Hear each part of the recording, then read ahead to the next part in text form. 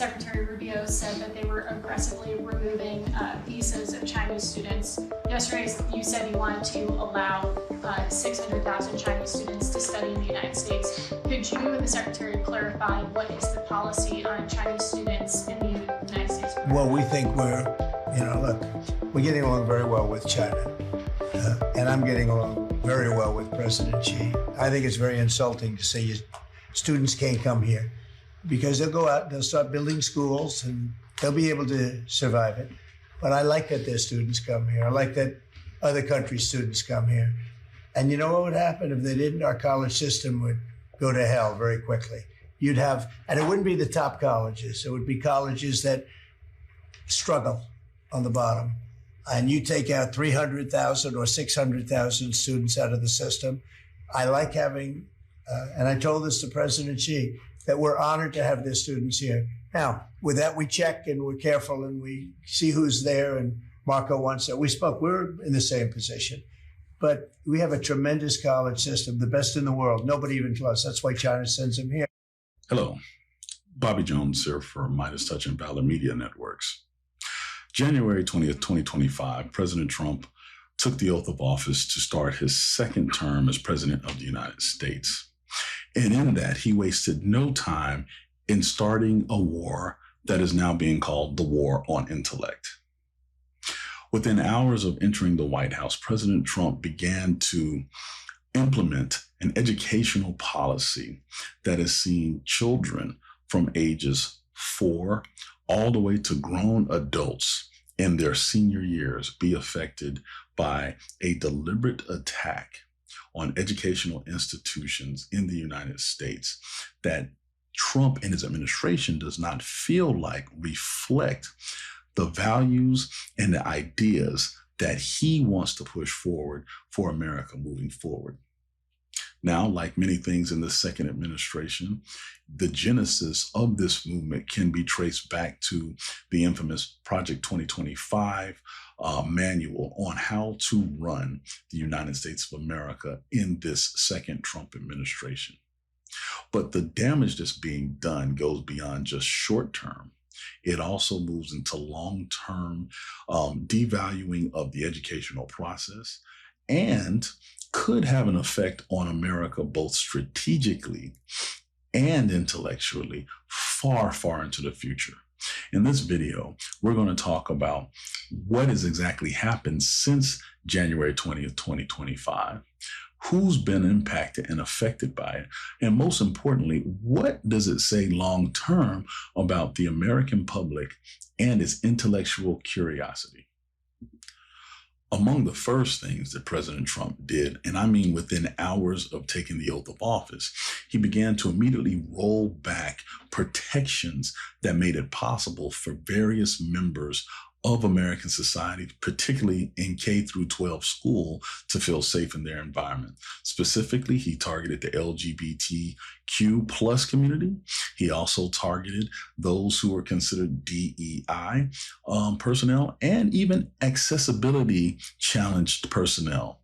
In some of the executive actions that he took, he made a point to roll back any type of mention or any type of special consideration for the LGBT community, as well as making it basically illegal for local, state, and federal educational institutional bodies to even mention DEI.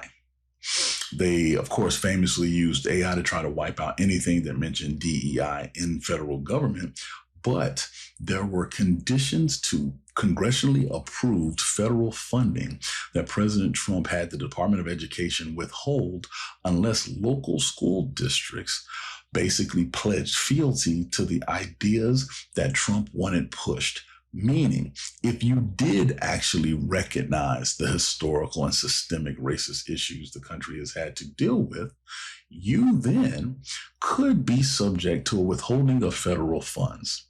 And so you had school districts all over the country scrambling on how to deal with this issue. But the joke was on them because come midsummer of 2025, federal funding in billions of dollars was withheld anyway. things that affected after-school programs, Head Start, reduced and free lunch programs, all withheld at the federal level. And the Department of Education led the charge. The same Department of Education that Project 2025 wants eradicated, the same Department of Education that Linda McMahon, i.e. the WWE Worldwide Wrestling Entertainment owner, is in charge of, and the same Department of Education that has already been gutted. Many people, personnel, subject matter expertise, all have been fired or forced into early retirement.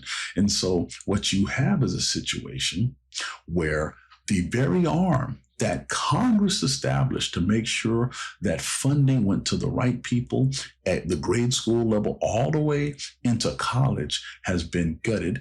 And that same organization, with the few embers that it has left, has been used to make it harder for kids to go to school, for kids to be fed, for kids to get buses, for kids to feel safe in their environment. And if that wasn't enough, many kids are now having to deal with the threat of deportation as they go to school. One of the first things President Trump did when he came back into office was to roll back protections that President Obama put in place to make sure children of illegal immigrants were not forcibly removed and deported while they were in school. It was considered a safe haven for, kids to go to school without fear of being ripped out of their desk and taken away. Well, Trump has gone back on that, and ICE agents have actually conducted raids in American cities against illegal immigrants, but at the same time, accidentally yanking American citizens out of their desk and apprehending them as well. It was such a thing that Los Angeles superintendent of schools had to sit there and hold a press conference to relay the terror that these children were facing. So after those traumatizing events, how do you expect children to go back in school and to focus on their schoolwork? Well, a lot of them haven't.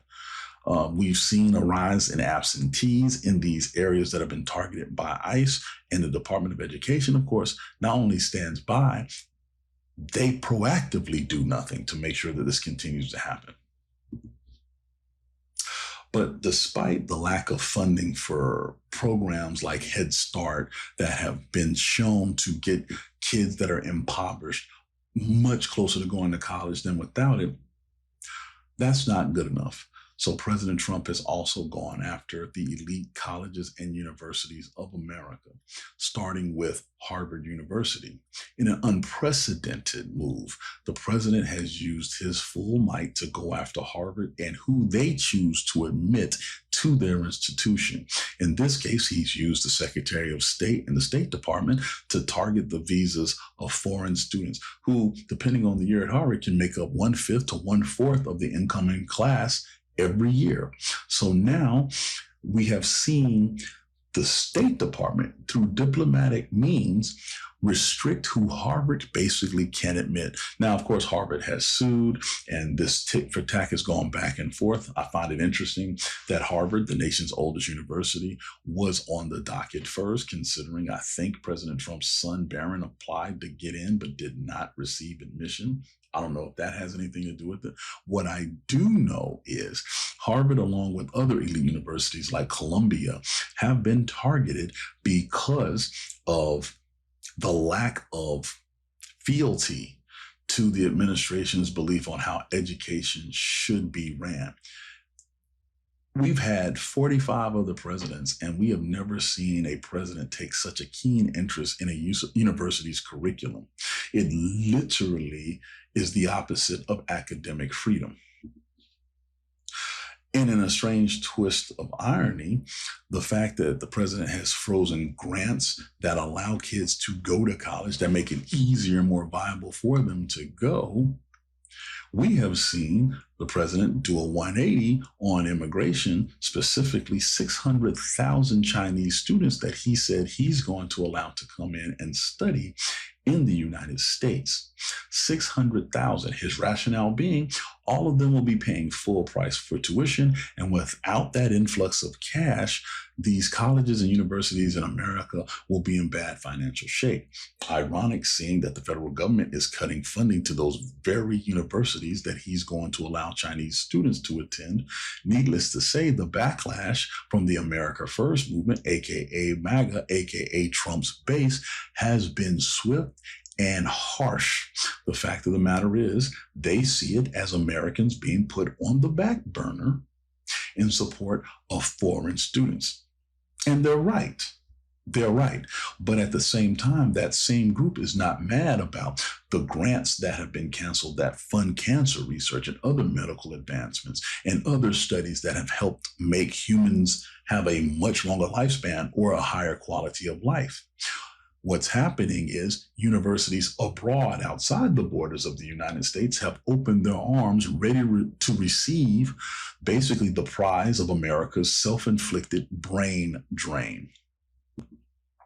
And finally, as we move up in age and we move up in complexity of education, America's military, one that used to pride itself on learning new things, approaching things with different perspectives, and going out of its way to stay and remain intellectually curious, that's gone by the wayside as well. Since Pete Hegseth, the Secretary of Defense, has taken office, he has ordered that America's military strategic thinkers, mostly flag officers, admirals and generals, and then senior officers, not attend security conferences, defense conferences, things where you meet with allies to discuss potential threats, how to deal with them, tactics and strategies on dealing with the threats that are currently in front of you.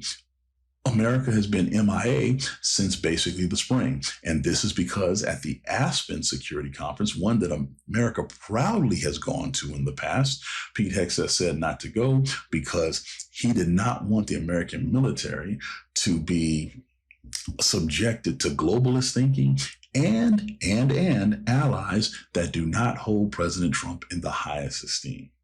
So what is happening now is the Pentagon is subjecting itself to more groupthink influenced only by Trump and the people who see the world that he sees it and not necessarily reality. Groupthink in any organization is dangerous, but groupthink in the world's most powerful military is asking for trouble long term. So to recap, we have seen a gutting of funding, a removal of personnel, and a restriction of ideas and thought at every level now of education in the American educational system. That includes kindergarten, through high school, through college, through advanced degrees, to advanced think tanks. The funding, the forced firings, the forced resignations, the forced retiring of people that have taken literally centuries of knowledge taken from the American infrastructure of higher education is staggering. It's staggering. And what's left in its place? Emotional culture wars that in the long run, history is going to probably look back at us and say, what the hell were you thinking? I say all this because we are failing the youth of America with this thought process. We have made it now harder to get vaccinations for young people. We have refused to protect them from school shootings. And now we're taking away the very meaning of why one goes to school, and that is to pursue academic knowledge, to gain confidence in that knowledge so one day you can help better society.